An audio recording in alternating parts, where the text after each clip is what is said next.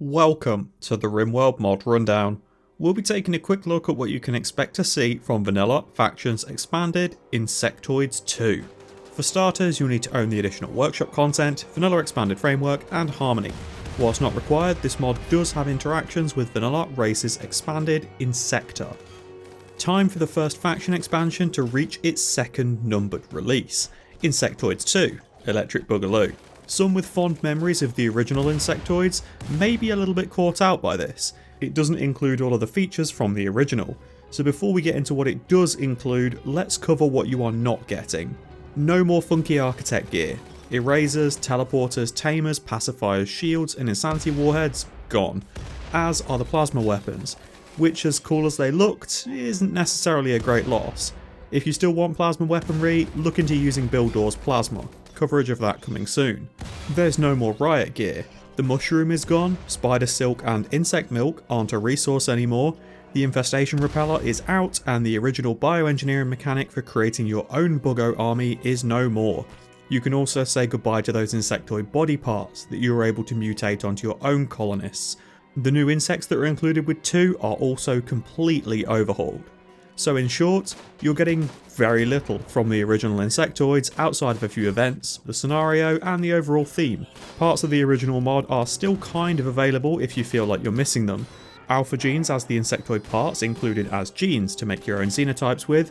Vanilla Genetics Expanded has the bioengineering mechanic with normal animals but will be lacking the drone, warrior and royal genomes, so you won't be able to make bugs with it. What are you getting then? Summonable insect bosses, similar to how the Mechanator works. This will allow you to farm the new items needed to create your own hive. You'll have some new research to unlock structures that are required to support the player hive too. The raid types from Insectoids 1 are back, bringing new dangers to your colony with vicious bug attacks. There are also infested bases that will appear on the world map and require your assistance, similarly to how you had to fight back threats from Anomaly, only this time with bugs. The insect faction itself has also seen an overhaul, with new unique Genelines and 20 new enemies to face. They'll also be dropping some familiar favourites like Royal Insect Jelly and Chitin. This new faction will have influence on the world map, with creeps spreading outwards from their bases, potentially leading to ambushes if you caravan through these zones. You'll see the return of infested ship and meteor crashes, as well as new larger infestations that have insects creating their own hive on your map. Or more terrifyingly, emerging hives on the world map that threaten to spread creep even further and create new dangers close to you. There is, as usual, a new starting scenario that sees your starting colonist diving into hell, and the return of Empress Evil as a storyteller, with Han Helldiver planned for a future release. Oh, and we'll quickly go over the new parts included for the Insector Race too. So that's a boatload of content to cover. As always with a faction release, the tricky part of this installment is that some of the mechanics are deeply interwoven. Building a hive will require an understanding of the new buildings and genelines. The genelines are going to require an understanding of the new insects, and these new insects in turn have a part to play with the hives. So, and I promise I'm not trying to farm for the average view duration here, this is a rundown I would highly recommend you watch from start to finish, if you're looking to better understand how these mechanics work. As in explaining how something works, I might be back referencing something that won't make sense if you're hopping around on the timeline. We good to go then? Alright, let's start and get the easy bits out of the way first. Empress Evil is a pretty straightforward storyteller. It's Randy Random with PMS. You'll get, at most, maybe 1 or 2 good events every year. Everything else is there to make you suffer. A pretty good option if you find Randy a little bit too sleepy at times, as you can roll neutral do-nothing events multiple times in a row, but you don't want to go the route of using someone like Ultimate, which can be a bit trigger happy and send nightmares your way. Set to release later down the line is Han Helldiver, a wave-based survival mode storyteller. Whilst playing Rimworld as a tower defense-esque game isn't really my jam, I know a lot of people enjoyed using Winston waves, so this is probably going to be a really big hit with them. The new starting scenario features a few cool additions. Your faction is going to be a new squad, and you'll be dropped onto the map in hell pods to wipe out the insect threat that's present there. This can be a horrific start based on what weapons your colonists roll, anywhere from wooden warhammers to charge rifles. If you're going to do this start, I would highly recommend saving your world seed and setup and your ideology before clicking on the start button, as you might just be screwed right out the gate if the bugs on the map are too strong and you end up being burdened with crap weapons. Outside of the starting combat, you'll have a load of steel, wood, components and ship chunks, so you can rapidly build up an industrial level base.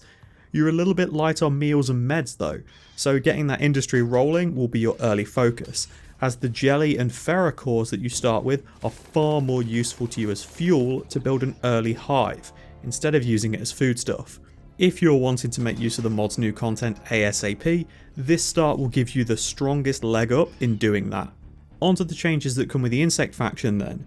You'll notice that including the Hive faction in your game now has a new form of coverage on the world map, like a blue-green hue of pollution around their bases. This is known as Infestation.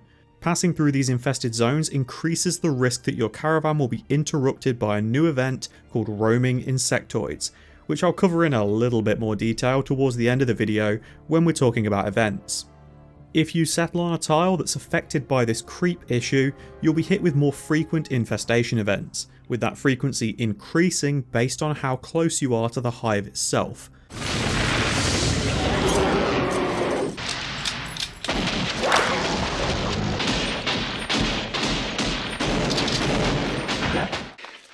Broke into the wrong goddamn rec room, didn't you, you bastard?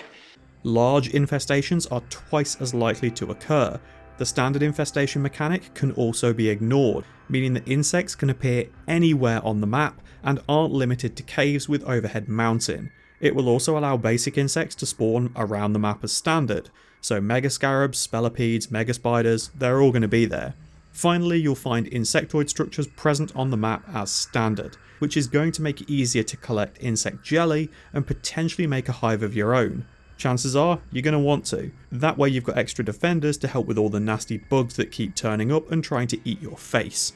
The Hive faction bases have been completely overhauled, leading to maps with large, sprawling hive colonies, continually spawning new threats that make wiping them out a difficult prospect you're going to need to turn up well prepared for, with plenty of supplies, firepower and a good chunk of meds too. If you find you're getting bored of living in an infested area, or if a new hive has appeared near to your colony and is creating problems for you, you're going to need to wipe out the entire hive to clear the world map of its influence. These hives come with a collection of deadly bugs to face and a boss insect that needs concentrated firepower to bring down. These hives aren't all the same, however, nor are all insect raids. The insects have a couple of new classifications, with the various insects included in the mod falling into a warrior, worker or defender caste, and also being one of 5 gene lines, with each gene line filling a specific niche in terms of their approach to combat. The Sorne gene line will be the most familiar, encompassing mega scarabs, spellipedes, mega spiders, megapedes, queens, and the Empress boss. This is your standard brute force approach to combat, with bugs that try to overwhelm you with small fodder, tying up your colonists while their heavy hitters crawl ever closer to try and get next to you with their vicious attacks. Time to get told I'm pronouncing things wrong. The Nuchadus gene line takes what you know about the most explosive Rimworld wildlife and merges it with bugs. You've got the boom tick, hell beetle, fuel mite and titan tick. As you would expect, these lean extremely hard into an incendiary approach to combat, with all of them having an ability that causes either fire or fuel to be produced. The Chelis gene line is focused on short distance flight, allowing them to potentially bypass your defences in unexpected ways. It consists of the Macrofly, Mega Wasp, Giga Locust, and Terra Mantis. These make for extremely dangerous foes if faced in an area without a roof to protect you from their leap abilities. The Kemia gene line uses acid in various forms to inflict horrifically painful wounds and damage over time effects that are going to incapacitate your colonists from range rather than outright kill them in melee combat. It includes the Megathrips, Venomite, Acid Spitter and Gigamite. Lastly, there's the Xanides gene line. Tanky bugs that come in with an extremely strong outer layer of chitin that's going to require damage to remove, revealing the weaker layer underneath that's more vulnerable to future attacks. This includes the Durapod, Tank Roach, Ironclad and Silverfish. Now don't worry, I'm going to go into a bit more detail on these bugs as that was a very quick overview. I've laid out the basic gene lines of the bugs so that I can further explain what Hive Raids are now comprised of when you're under attack. The Sorne gene line are always going to make up the majority of the attacking force, so you're still going to see a lot of the bugs that you're familiar with pretty frequently, with that majority being around 70% of the included attackers.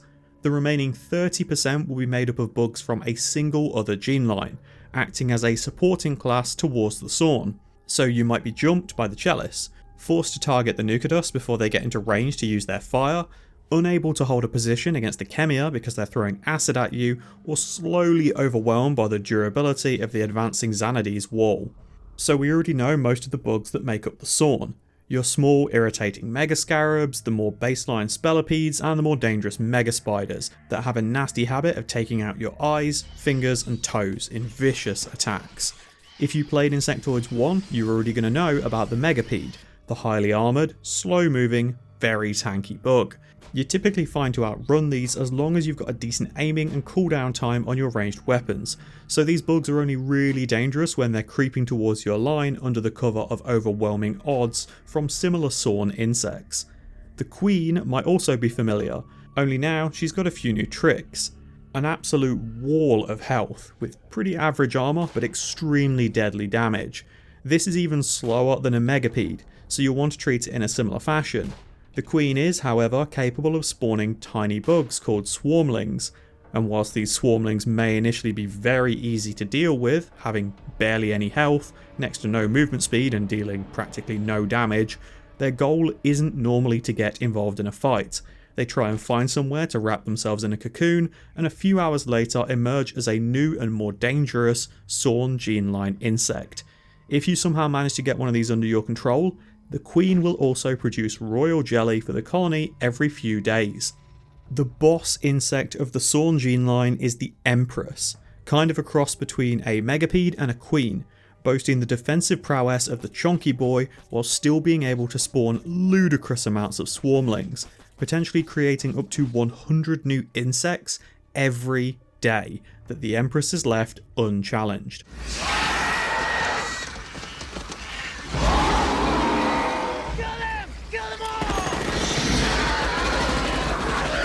So whilst the Empress has relatively weak damage and an extremely low move speed, you are forced to get out and deal with the issue as soon as possible, otherwise your map will become absolutely flooded with roaming insects. When killed, the Empress is going to drop the Sorne Pherocore, which I'll get into at a later section. If you have an Empress of your own, they'll be passively producing royal jelly at a faster rate than the Queen, and they're able to support additional insects around themselves, acting like a mobile hive. Again, we're going to cover these hive mechanics in a bit. All Sorne insects have zero armour against heat, making fire a very reliable way of dealing damage and providing some crowd control for their sometimes overwhelming numbers. Starting with the Nuchadus gene line, we have the boom tick. Unlike the Sorne, this gene line has 200% heat armour to make up for their fire-based approach to combat. Otherwise, a single boom tick would die and cause a chain reaction, killing the whole raid. Boom ticks aim to get as close to your colonists as possible before dying in a 3x3 fiery explosion, dealing relatively minor damage in combat, but moving just quickly enough to pose a risk if you're running and gunning to try and keep away from them. Next is the Hell Beetle. It has a somewhat similar stat line to a Spellipede, exchanging some of its move speed for a little bit more health. The biggest change, of course, is the ability to spit fire, very similar to what Impids do, leaving burning fuel on the ground and immolating whoever was unfortunate enough to get caught in the cone. Hey, cool! The air's on fire! The Fuel Mite acts as the support class of the Nuchadus gene line, as well as being the fastest and tankiest bug they field. Whilst it doesn't explode or vomit fire to deal its damage, it spits fuel at your colonists and prepares the barbecue area before its broodmates arrive. These will typically hit your front line first and cause you to need to fall back to a secondary position if they can manage to get a few uses of their ability off. If you have these under your own control, they provide a small amount of chem fuel every 10 days. The boss insect of the gene line is the Titan tick, a swollen, gigantic mass of volatile fuel being dragged along by its tiny insect body. Extremely high in HP with an abysmally slow move speed. This beast exists to draw you out to face it directly, lobbing huge blobs of chem fuel over vast distances to try and burn out your defenders from their hidey holes. Not only that, when eventually this thing is killed in combat, it goes out with a biblical explosion and ignites the surrounding area. So if you want to get the Pherocore that it drops, you're going to need to have some fire foam at the ready to clear a path, or dive in immediately to grab it. If you happen to get a Titan tick of your own, it passively produces a small amount of chem fuel every 3 days. The first insect of the Chelis gene line is the Macrofly. Very similar to the standard Spellipede, sacrificing a little bit of its sharp armour to deal more damage, with an ability to jump into combat making up for its slower overall move speed. The Macrofly has the greatest range with its leap ability and will dive bomb your colonists in an attempt to tie them up in melee combat, affording the bigger, badder bugs the time that they need to get close so they can then do the same. The Mega Wasp is the next bug in this gene line, following the same trade-offs with a Mega Spider that the Macrofly did with the Spellipede. They're slightly more fragile but hit harder on combat, with the middle distance glide ability that allows them to crash into your defenders and start ripping them limb from limb.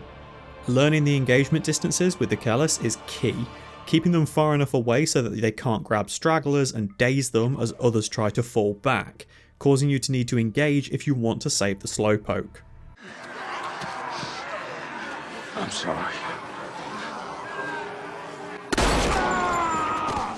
The Giga Locust lives up to its name, with so much mass that it barely has the ability to fly at all, with its jump reaching just 8 tiles. It deals less damage than the Mega Wasp, but is far more durable, boasting huge sharp and blunt armor values, with its only weakness being fire, the same as most bugs that aren't part of the Nuchadus gene line. You still need to treat these bugs with care if you do happen to burn them, however, as they rapidly re-engage in combat as soon as the fire dies down by using their jump, whilst potentially having moved into a position where they're now able to hit a far more vulnerable target. The boss of this gene line is the Terra Mantis, one of the weaker bosses in terms of its overall HP and armour, but by far the most dangerous with its overwhelming DPS and massive glide range. The combination of this jump and its rapid move speed will make it almost impossible to hit and run the creature without bionics or stimulants. If you're using Anomaly, this is an ideal candidate for weapons like nerve spikers. Hitting it with a solid stun after it's jumped to a target will give you the time to drag them away before it can recover, helping them avoid total evisceration. The Kemia gene line wants you to hurt, in every way possible. Starting with the Megathrips, these tiny bugs boast surprisingly high sharp armor and a decent move speed, whilst also being exceedingly weak in terms of direct offensive power and health. Their bite may be somewhat weak, but their saliva is acidic, causing horrific burns to the area that they sink their mandibles into. And despite their appearance with the large acid sac, these bugs actually pose no risk of bursting when killed, but you do best not to be anywhere near them in the first place, given the nature of their attacks. The Venomite is a ranged attacker, with significantly lower armour than the Megathrips but more health to make up for it. They have a short-ranged acid spit that deals a large amount of damage, capable of removing not only digits but entire limbs if it's left unmitigated.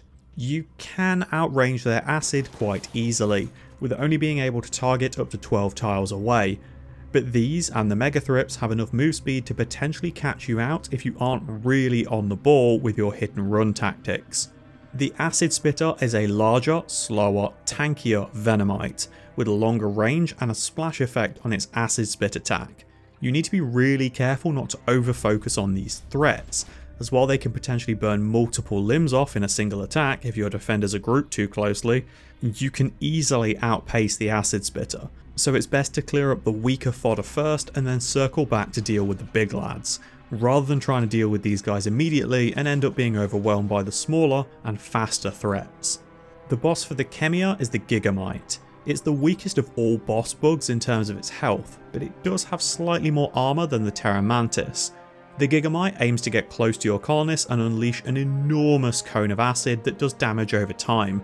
Much like the Acid Spitter, you can easily outpace the big lad, and you're going to want to, clearing up the smaller threats before engaging with this at an extremely long range to avoid the potential of it splashing your entire firing line with a single use of its acid spew. Worth mentioning that all of the Kemia insects are also completely immune to acid, so if you have some of your own, it's going to be very ineffective fighting other Kemia. This beastie of course drops the Pherocore, like other bosses. Lastly, there's the Xanides gene line, one of the most durable of the bunch. Starting with the humble Durapod, this boasts 120% sharp armor, 96% blunt armor, and 60% heat armor. In order to deal meaningful damage to any of the insects in this gene line, you first need to inflict enough damage to drop them below 80% of their maximum HP. Then the armor will crack and lower to 80% sharp, 20% blunt, and 50% heat, making it much easier to smash them with a hammer. Durapods themselves are fairly slow, though they're not a crawler by any means, with pretty middling damage and a surprisingly sturdy health pool for such a small creature. The Tank Roach is next in the list, with even more armor as standard, a massive amount of health, and pretty meh damage given its melee range and slow speed. All of the Xanides can be kind of ignored somewhat in a firefight, as it's much easier to drop the bugs from the Sorne gene line first, removing the faster or more dangerous enemies. The issue comes when you have a Xanides leading the charge in a tight corridor, keeping faster enemies tucked behind them whilst face tanking all of the damage heading their way.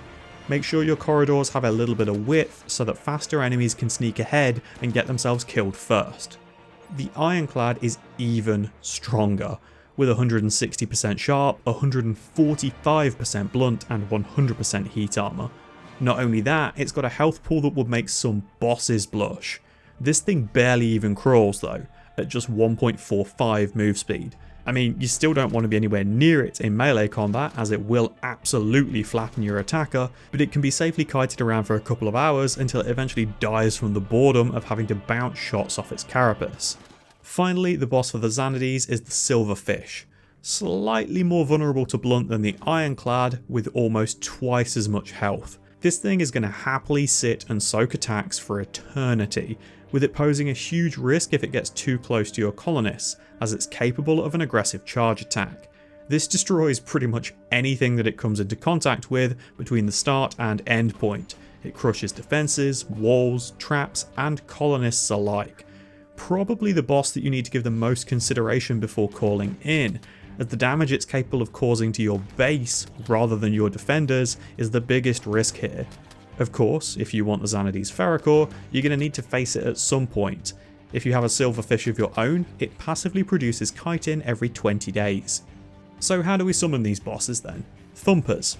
That's the answer. Unlocked via standard Hivetech research, with the Empress Thumper being the cheapest to produce at just 50 steel and 4 components, whilst all the others cost 70 steel and 4 components. You'll want to build these Thumpers away from any other structures, as I found out the hard way originally, as once they're used, they'll fuse and then explode. By utilising these structures, you'll be able to summon the boss that was listed in their name, which in turn lets you collect that boss's Pherocore. The devices are also nice enough that they will warn you exactly what danger you're about to face when you go to activate it, so you can back out and prepare a little bit more if it's worse than what you'd originally predicted. Just like summoning Mechanator bosses, every Thumper you use will increase the difficulty of the next boss wave, so while the first might seem like a bit of a pub stomp, they won't all be that easy.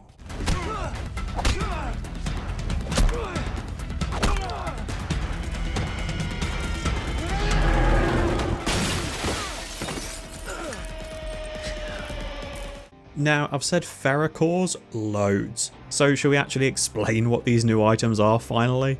You've only got a few things to worry about, with one of them being the aforementioned Pherocores. They're used for a few different mechanics in the mod, acting as a binding agent that ties everything together.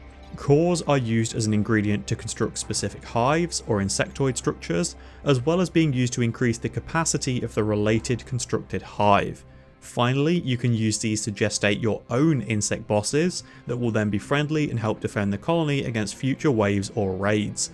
This gestation process requires a living humanoid host. It's an ideal procedure for unwaveringly loyal prisoners that you can't be asked to deal with. This gestation procedure is an extremely long ordeal that will fail if the carrier dies before it reaches completion. Between 1 and 40%, it's simply an egg, inflicting 5% pain and 115% hunger rate. 40 to 75% is the lava stage, with 10% pain, minus 5% consciousness, and 150% hunger rate, so you might want to put this into a xenotype that doesn't already have poor metabolic efficiency. From 75 to 90% it becomes a pupa, causing 30% pain, dropping consciousness by 10% and doubling hunger rate. Finally, at above 90% it becomes juvenile, inflicting a massive 80% pain, dropping consciousness to a max of 10% and keeping that hunger rate at 200%. Upon finally reaching 100%, the implanted colonist explodes open and a fresh, teeny tiny boss insect under your control is born, capable of being drafted for direct control in combat, with access to all of its unique abilities, and able to be trained to help around the base during its downtime. As well as these Pherocores, you now also have royal jelly and chitin. Royal jelly is both a foodstuff and a drug that has an addictive quality, making it dangerous to use in a colonist's standard diet, as it always poses a 5% chance of addiction regardless of that colonist's tolerance level. It does have a couple of upsides when used or administered carefully, being able to apply a stacking mood buff with each piece eaten and providing a source of recreation, whilst also reducing the progress of any infections by 5%, so it can potentially save somebody's life by giving them more time to fight off a dangerous complication. The downside is that royal jelly addiction cripples the afflicted pawn's immunity gain speed, dropping it down to just 20%, so now they need to consume insect jelly to get through any infections. Not only that, if the colonist goes into withdrawal, they lose their immunity entirely. The only way to get over a royal jelly addiction, outside of using a healer serum, is to go through withdrawal over multiple days until the addiction's been beaten. Sadly for fans of Insectoids 1, this doesn't have the potential to turn people into bugs anymore when they beat the addiction, so you can't feed prisoners royal jelly and wait for them to turn into an ugly pet. Chitin is a new material for making armour and clothing, very different from what it was originally, as it was an insanely overpowered melee weapon material. Chitin now provides an extremely high blunt armour value, whilst being weak to sharp and difficult to work with, increasing the time that a crafter will take to complete the bill. This is one of the very few materials in the game that offers a decent amount of blunt defense, so if you're at the stage of wearing plasteel helmets and completely sealed suits of power armour, using chitin to create your under armour, like pants and shirts, will help buff up that usually vulnerable blunt stat, acting as a second line of defense. Okay, time to put these bugs to use yourself. Amazingly, all the stuff you're going to need to create your own hive is included with just 3 research projects: basic, standard, and exotic Hivetech. You can easily make a viable hive with just basic Hivetech too, so you don't need to go digging right to the bottom of this immediately to get the ball rolling. Basic Hivetech is also available without any prerequisite. Even without any tech unlocked, you have access to the Hive Area Designation tool. If you want to keep your friendly insects from roaming the entire map, you can assign a set area that they will defend, hunt, and work in. Useful if you don't want your bug army charging out to meet raiders head on in the middle of an open field and getting themselves absolutely slaughtered every time. If you're happy for them to go anywhere and everywhere, simply leave the hive area completely blank and they'll treat the map as if they were unrestricted. Starting with basic Hivetech then. This unlocks the artificial basic hive, creeper, deep heater, glow pod, hive wall, insect jelly wall, and jelly farm. It says it also unlocks the hive stone wall, but this isn't a structure you'll be building yourself and it comes into the game much later. To start, and what is likely going to catch most players out, is that you are only capable of constructing the basic hive building yourself. All of the other insect structures need to be built by bugs, which is really cool as you end up running practically 2 colonies in tandem on your map. So to get the ball rolling, we're going to need to build the artificial basic hive. This costs 120 insect jelly, which is why I said way back in the starting scenario that you're going to want to keep jelly turned off for your dietary restrictions, because bugs are going to be able to make much more use of it than your colonists will. When placing the hive, you'll notice that it has a ring around it. This indicates the distance that it needs to be from other hives to avoid a maintenance penalty.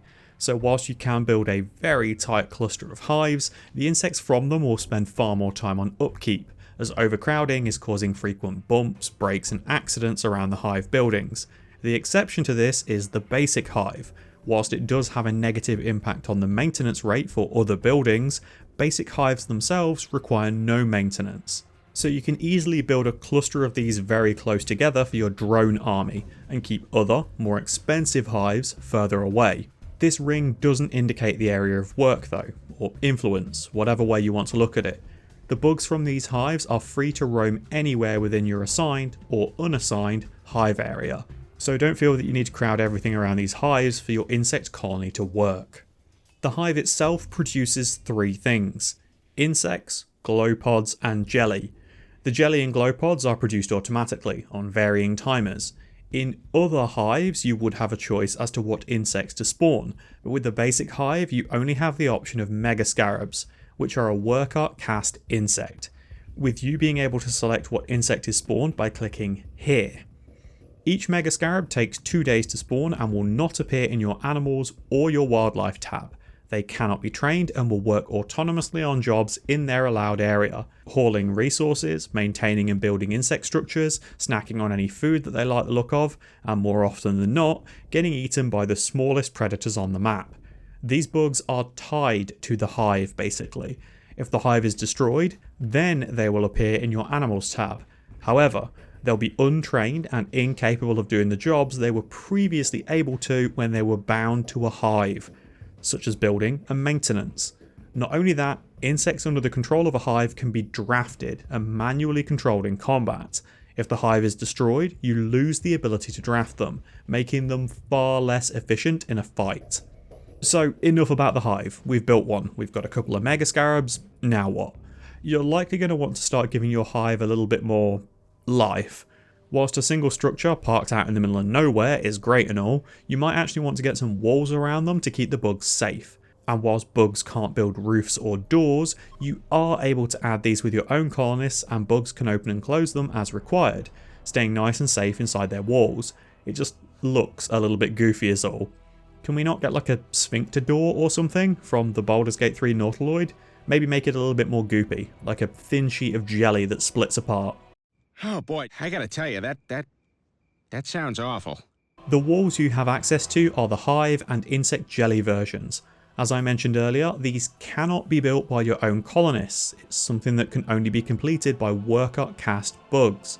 The hive walls are free to construct, with 60 HP, 100% flammability, and a nasty AoE ripple effect when destroyed. While this effect doesn't chain infinitely, each wall that is destroyed will cause all connected walls to also break apart, so you need a very deep outer wall with an insectoid colony to keep it from being easily breached. It's honestly better if you build a hive within pre-existing normal walls, or a mountainside, to provide solid protection from at least a few angles. What you need to be careful about with these walls is that they aren't repaired after taking damage. So if your defences are looking a little bit dinged up, it might be worth purposefully breaking them down entirely and building new ones so that they're back to full health. The insect jelly wall has a cost of 4 to build, working in the same way as a standard hive wall, but it has 40 HP and halved flammability. These walls are also nice enough to explode into 3 insect jelly upon being destroyed, with that chain effect still in place. The explosive chain only works on a similar wall though, so insect jelly will not trigger hive and vice versa. This allows you to build an outer wall and an inner wall with different materials, which will stop a breach from pushing quite so far into your hive. Whilst it's not an ideal use, these insect jelly walls will also allow you to reverse any degradation on stored jelly if you're at risk of losing an entire stack, by simply building excess walls and then instantly destroying them with a colonist, costing 25% of the materials in the process. Glow pods can be constructed for just 10 insect jelly, wherever you require them, potentially helping insects with work tasks or allowing your colonists to see a little bit better when defending the hive. The Creeper is a building that you're going to need to make good use of early on if you want to be able to expand your hive in any kind of a meaningful way. These buildings cost 100 insect jelly to create and cannot be placed if they're overlapping the area of another Creeper, and you do want to make sure that they are fully saturating the floor of any insect colonies where possible. Around once a day these will turn a tile of ground into creep. This creep flooring is required for certain hive buildings to be placed, and with its slow natural spread you're going to need a few of these working for at least a quadrum or so in advance of building any more intricate hive structures. You can build your own flooring over the top of this creep and it will replace it and become immune to future spread. Removing this flooring will then return the tile back to its original ground state, like mud or stone. What you'll need to be careful of with creep is nearby fire, as it's extremely flammable and can quickly spread even a single tile of flame across the entire hive if it's left unchecked. If the creeper successfully spreads enough to fill its entire radius, it'll instead begin producing insect jelly, making these things still viable to keep around the colony. The creep flooring will drastically slow down anything that isn't an insect traversing across it, whilst actually boosting the move speed of insects, so be extremely careful of creep flooring when assaulting a hive faction base, as this allows even a slow insect to close the distance on your attacking force. Now that we've got some creep down, we can place the next 2 buildings, starting with the jelly farm. This 2x2 structure costs 80 insect jelly and will spawn a small amount of jelly roughly every day, requiring maintenance every 12 hours to avoid taking damage and eventually falling apart. So whilst these will eventually recoup their cost, it isn't a fast process by any means. Not only that, you can't build a dedicated farm area for them easily, as they need 4 tiles of space between each other to function. But because of how Rimworld building logic works with things that aren't a single tile, you're able to place them slightly closer together if you begin starting at the top right and work down and to the left. These are another reason you're going to want that creep spreading nice and early, because it'll be at least 1 quadron before it's hit enough distance to support even 2 of these farms. Finally, from basic Hivetech, you have the deep heater. Needing only 30 insect jelly, this structure is extremely efficient at what it does, working like a steam geyser to increase the temperature in the complex it's been constructed inside. Because of the heat that these geysers are capable of achieving, this is only necessary for either a huge, sprawling colony or an extremely cold climate. By building one of these in a standard temperate environment, you actually run a much higher risk of the insects dying from heat stroke, as basic hives are already putting out a good chunk of ambient temperature to keep the bugs that they support comfortable and healthy. Whilst this building does require creep to build, it is one of the few hive buildings that has the option of being uninstalled and reinstalled as needed. So if you're in an area with quite extreme weather swings, you can safely keep this in storage until winter rolls around or any cold snaps occur and place it back down as needed. So that's basic Hivetech complete. You've got something to look after the most simple insects, keeping them fed, safe and warm, while also supporting any future expansions. With standard Hivetech, you'll be unlocking the artificial Sorne hive, foam pod, glow pod formation, heat pod, large glow pod, tendril farm and thorn pod, as well as all of the thumper buildings to summon bosses to your tile that can then be killed for Pherocores. These are all unlocked as long as you have electricity researched. Not mentioned with the research, but included, is the passive increase to capacity of all of your hives, adding an extra bug to any that you've already built. Let's do the extra light options really quickly, as that's super easy. The standard glow pod you got with basic Hivetech will expire after 20 days, which is why it's so cheap.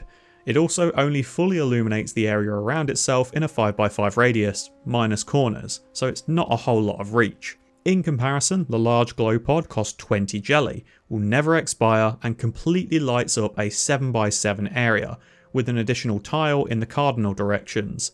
Unlike the standard glow pod however, this does require creep to be placed, which is the same as the glow pod formation. The formation costs a massive 60 jelly and takes up a 2x2 space instead of a single tile. Again, this structure lasts forever. It illuminates in a large 15x15 radius, cutting some of the corners and just peeking at the cardinal directions. What you're going to notice with this light source is it's measured outwards from the lower left tile of the 2x2. So when placing it, that needs to be the center position. This glow pod is also capable of perfectly lighting up the maximum room size that can be supported without building additional columns. The other easy bits are the heat pod and the foam pod, which can both be built anywhere you want as these don't require creep. The heat pod only costs 10 jelly to make, lasts for 20 days and provides a more sensible amount of heat to the room that it's built inside, working more like a campfire than the deep heatest geyser. So if you have mild winters, building just 1 or 2 of these should be enough to keep your bugs from risking any hypothermia. The foam pod, again, only costs 10 jelly and lasts for 20 days. These operate like an insectoid fire foam popper, saving hives from any potential infernos or preventing fire from even spreading to your walls if placed as a precautionary measure outside of the hive. Then you've got the Thorn Pod, a static defensive measure costing 45 jelly. These need to be placed on creep and can fire once every 7 days, scattering sharp chitin thorns in the area around itself and inflicting, at best, minor injuries to those caught within it. Personally, I've struggled to make good use of these, as they're frequently tripped by whoever is leading the charge, meaning only 1 or 2 people tend to get caught in the blast, and it does so little damage that it rarely makes a difference. It's definitely something that needs to be built with a specific purpose in mind, maybe as breach protection. If you were to hide a line of these behind a hive wall so that when raiders break in, it means they're all close enough together that multiple targets get hit and they can't avoid its AoE. If you've somehow worked out good builds using these, drop them in the comments because I can't get a great deal of value out of them and the cooldown makes them really unappealing to use. From here we have the Tendril Farm. This needs to be built on creep and you're going to want it to have access to sunlight. Glow pods don't give off enough light to grow the vines that this thing creates.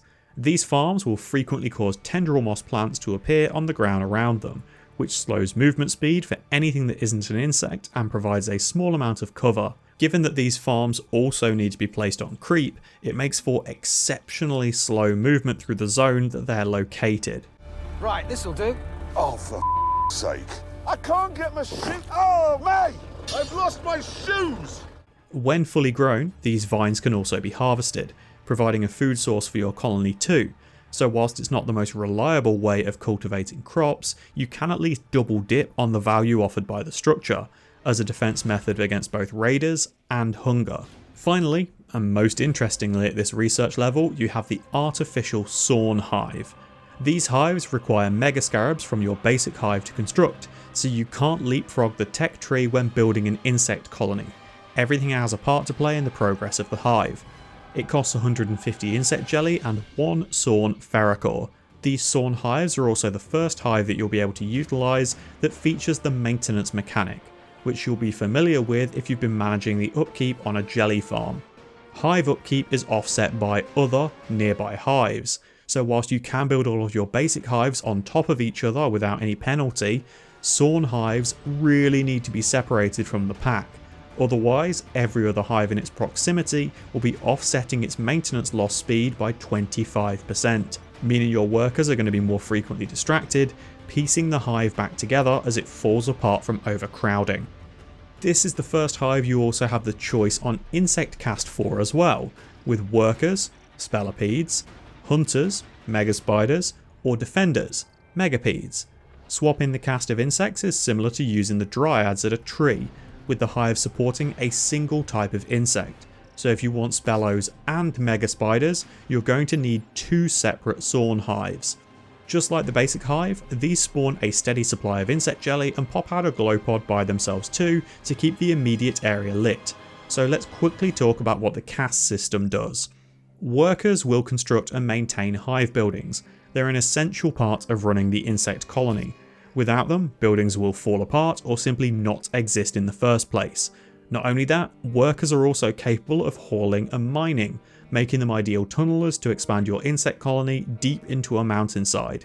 Hunters are going to actively search for prey, attacking the local wildlife and dragging their corpses back to feed the colony, either directly by letting other insects feast upon the bodies, or via butchery if you want to use the insect hunting party to keep your humanoid colonists fed instead. Defenders are there to look after the hive and you, immediately intercepting threats that trespass within their allowed area. So whilst hunters are still going to be good fighters, you may want a few defenders to tank the onslaught of attacks that are coming their way. Rather than building multiple hives for the same cast of insects, you can instead add an additional Pherocore to an existing hive, of the same gene line of course, and it will increase the max capacity by 2. Not only that, it will also instantly trigger the spawning of insects to fill the capacity of that hive. So if you're coming off the back of a devastating raid and your entire force of mega spiders was decimated, adding another core back into the hive will instantly respawn them and increase their numbers, so they're ready to start growing and working again, with a single hive supporting up to a maximum of 24 insects. Now, bear in mind that whilst a single hive can support 24 insects, it won't be increasing the speed that it generates jelly, so you're going to need a damn good stockpile of food or materials on standby to support numbers like that, unless the cast is Hunter, in which case they should be feeding themselves pretty well, providing there's enough wildlife on your map to support that many chittering hungry mouths. What about breakfast? We've already had it. We've had one, yes. What about second breakfast?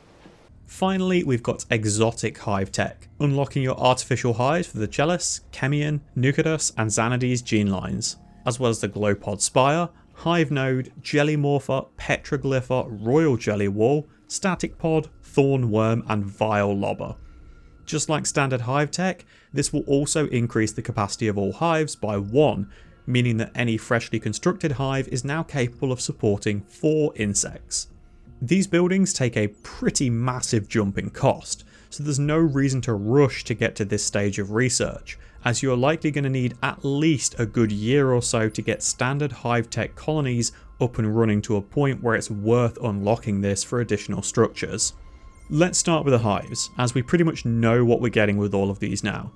All of these exotic hives are more expensive to build than the standard Sorne version, with an additional cost of 50 royal insect jelly on top of the standard 150 jelly and associated Pherocore.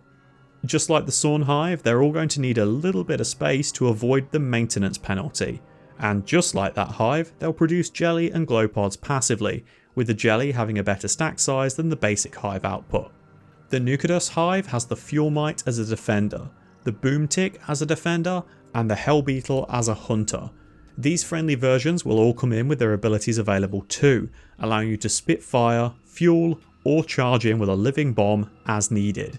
The Chelis hive insects are all hunters, so the Macrofly, Mega Wasp and Giga Locust are all going to be scouring the map for prey. Given that they all fulfill the same purpose, it feels only right to pick the biggest, baddest insect on offer here, as they should be feeding themselves pretty easily, so the increased consumption won't be an issue, and you're going to have much better fighters ready in case of a raid. The Kemian hive also has the Megathrips as a worker, Acid Spitter as a defender, and Venomite as a hunter. A pack of Acid Spitters throwing a wide volley of their AoE damage can be absolutely devastating in combat, as it applies enough pain to rapidly knock attackers down and appears extremely difficult to mitigate with armour. The Xanides hive has the Durapod as a worker and the Tank Roach and Ironclad as defenders.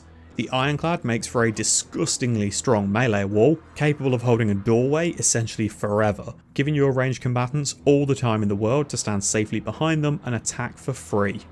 So those are your 4 shiny new hives to play with. Now let's take a look at the other goodies that we got.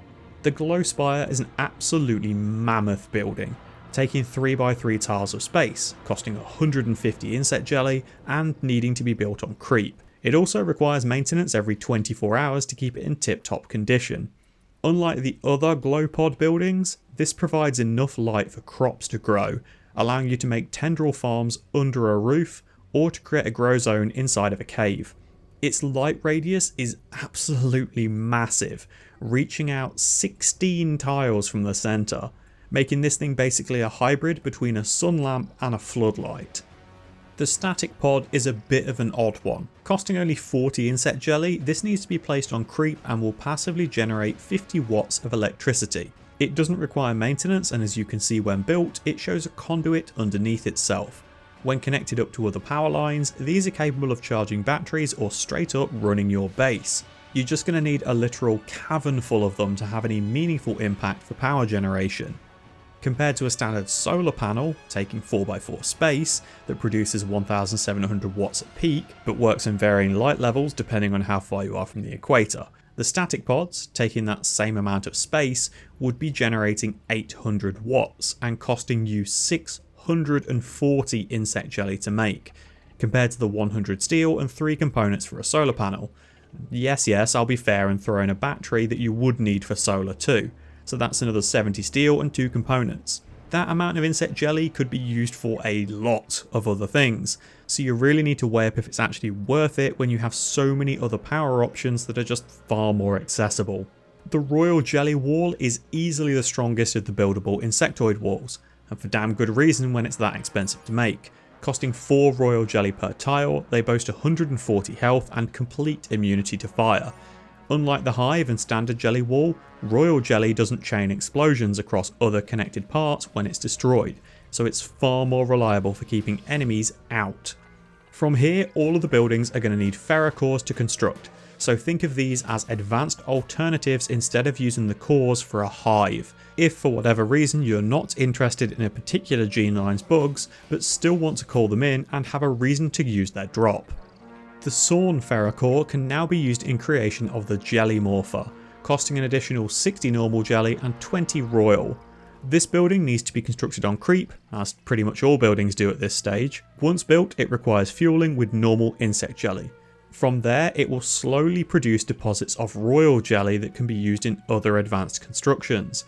The conversion rate is surprisingly reasonable, producing more royal jelly per standard jelly that was inserted, at around 10 royal jelly per 2 units of fuel consumed, meaning it's actually not that difficult to upgrade your hive walls to royal jelly versions once this has been running for a little while.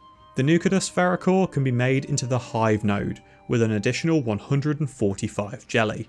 The Hive node passively produces a bit of light, but that's not what you're building it for. All buildings within its radius that would normally require maintenance no longer do. This allows you to stack excessive amounts of hives around it without needing a large worker army to sustain them, meaning you're able to swap over to using more hunter or defender casts as needed. Extremely beneficial if you don't want to tank your ticks by needing to flood the map with mega scarabs to look after your other hives. The Chelis Pherocore will allow you to place a thorn worm, costing an additional 160 jelly. This defensive structure is far more powerful than something like your Thorn Pod, actually posing something of a threat to an approaching enemy. Whilst the fuel that it needs is listed in the info panel as shots before rearm, it doesn't actually consume any jelly when firing. It works closer to a timer on the building, with a delivery of fresh jelly allowing it to continue operating as normal for more days. I'm also somewhat confused about its burst shot amount, as it frequently seems to go over the 3 that is listed and absolutely splatter an enemy, as whilst its damage may be somewhat low, those chitin barbs are still surprisingly effective thanks to their 40% penetration. The Kemian Pherocore gets you another defensive structure, the Vile Lobber, which like the Thornworm needs 160 additional insect jelly. This thing works on the same principle as the Thornworm, needing to be topped up with jelly to stop it from deteriorating over time.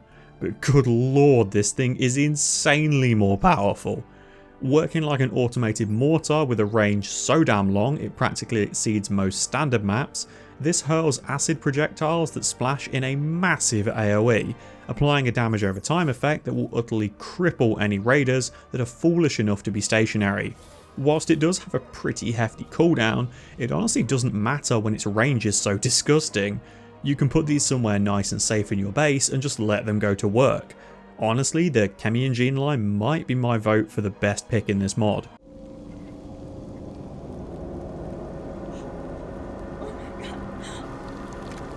The Xanides Pherocore is a bit of an odd one. By combining it with 180 jelly, you're able to make the Petroglypher. On seeing this, I initially thought its effect would be converting standard hive walls into the stronger variant, Hivestone. Wrong. What this actually does is convert standard rocks into Hivestone, so your sandstone, granite, marble, slate, limestone. Now, some of these rocks are actually stronger than Hivestone, but they don't passively heal like Hivestone does, so it puts this building in a strange spot. If you've been using natural rock as part of your hive defences and managed to keep it around long enough that it's not been broken, converting it over to Hivestone will make it more likely to survive, as now it can self-heal back to full. On the other hand, by the time you've unlocked this building, you're extremely likely to have built out your colony in a way that utilises hive, jelly or royal walls in some way instead, so it might be a little bit too little too late. If this had the capability of converting a standard hive wall up to Hivestone, I'd be all over it. As it stands, it's one of the weakest Pherocore buildings in my opinion. On the plus side, if there's no more rock to convert around it, it at least has the decency to passively spit out chitin, so it does make it easier to create armour. And that is everything for your player built hive, but it's not quite everything for the mod just yet. You've got a few new events with Insectoids too, as well as that Hive ambush mechanic that I mentioned at the top of the video in relation to the Infestation mechanic on the world map. These Hive ambushes will see you going toe to toe with a pretty reasonable sized insect threat, so you want to try and avoid travelling over these areas if possible, or make sure you're bringing adequate firepower to face off the nasties that poke their heads out and try and murder you. You'll see a few familiar events return if you play the original Insectoids, with the Infested Ship and Meteor Crash events. Infested Ship chunks are useful for steel and components, as you would expect. They are however a little bit more dangerous, as they house some very angry insects that will spring forth when part of the ship is damaged or interacted with. Unlike Insectoids 1, these are no longer linked to each other, so you can't keep them around on the map as a danger pinata to use against raiders, as previously you could hit one that was on the left side of the map and all others that had been spawned by additional crash events would also wake up. So no more cheese, unfortunately. There are 3 versions of this event, with small chunks, larger parts and massive module crashes that must be destroyed in order to access the materials that are stored within. The bigger the part that crashes, the more bugs that come spilling out when it's damaged, so make sure you're prepared for the larger bits that land on your tile. The Meteor Crash is actually a new type of attack that the Hive faction will throw your way, sending a salvo of infested meteorites at your tile that are laden with angry bugs.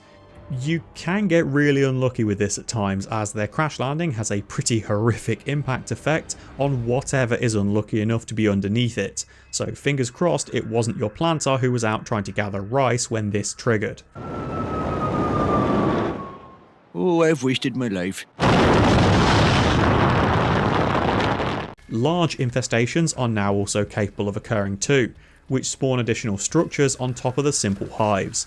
This can be beneficial for gathering a large amount of insect jelly to spend on your own hive, but far more dangerous if it spawns in a less than ideal location and shuts down your mountain base with overwhelming numbers that rapidly grow out of control.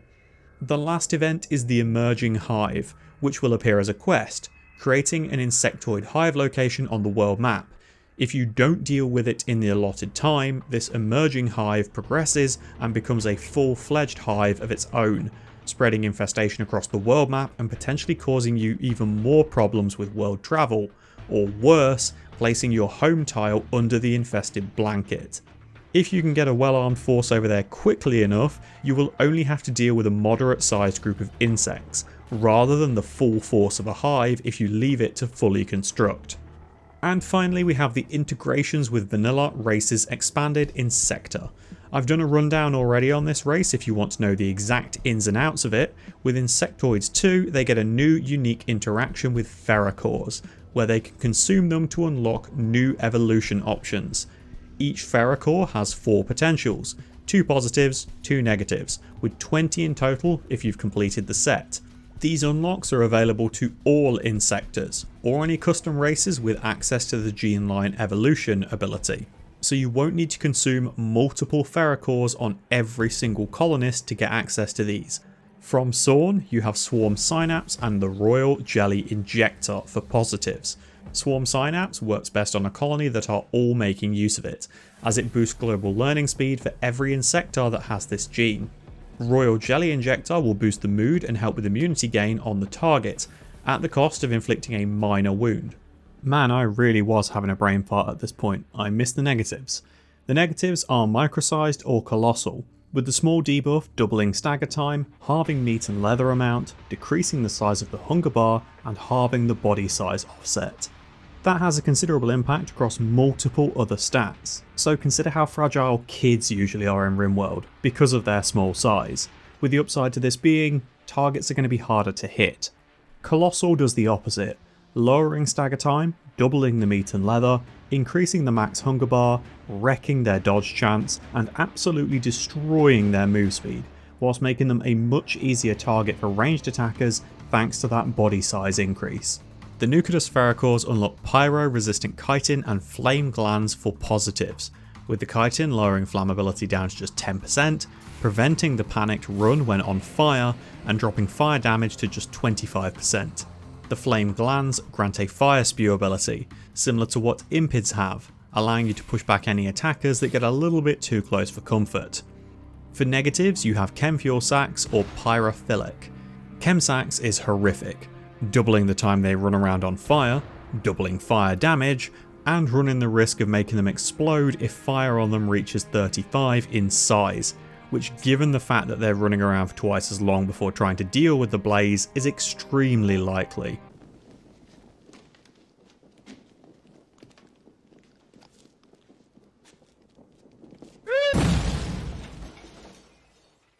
The upside to this is that they now produce 30 chem fuel every 10 days.